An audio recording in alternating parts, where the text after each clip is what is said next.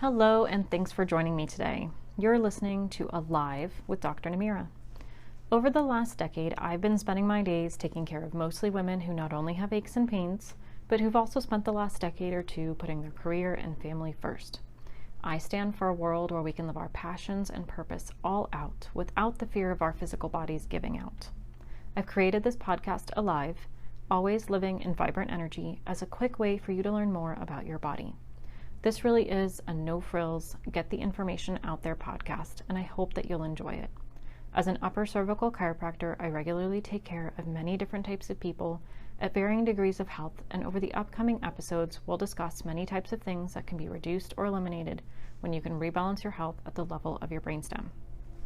So February is Heart Health Month, and I thought it was really important to share on this topic because a lot of women pass through my office doors.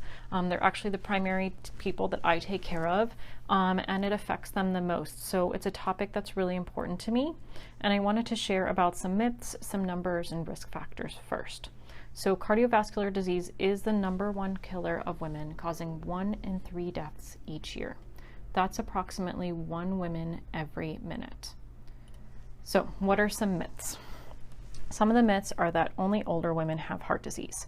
And I know that this is definitely not true because I personally have met women, especially through certain organizations that I'm a part of, who I have heard have had strokes or heart attacks in their 20s and 30s.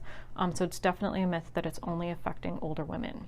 Heart disease isn't it's a man's problem, and that is definitely not the case. It is very prominent in women, and something that we should be very aware of. Another myth is that you can't do anything to stop heart disease. That is definitely not true. It is very preventable, and there are many things that we can do to try and make sure we keep ourselves healthy enough so that we don't have any issues in the future. If heart disease isn't in your family, it really isn't a problem for you. That is definitely not the case. You could be genetically predisposed, but really anyone can have heart disease. So let's talk about some facts. The first one is that heart disease threatens all women, even those as young as 30 to 40. For example, in the rate of a sudden cardiac death of women in their 30s and 40s, increasing much faster than men in the same age range. This is rising 30% in the last decade. Since 1984, more women have died of heart disease each year. Women are twice as likely as men to die after a heart attack. So you can significantly reduce your risk of heart disease if you have the information you need, know the questions to ask, and make the commitment to making heart-smart changes in your lifestyle. Experts estimate that up to 80% of heart disease is preventable. And then family history of heart disease does increase your risk of developing the disease, but many women without any family history also have heart attacks or heart problems. So let's talk about the risk factors. What are they? High blood pressure is one of them, and that's something I'll chat with you in just a little bit. Diabetes is another, smoking, obesity, stress is a big one, and physical inactivity, as well as having high LDL cholesterol or low HDL cholesterol. So how does this relate back to upper cervical chiropractic and what I do?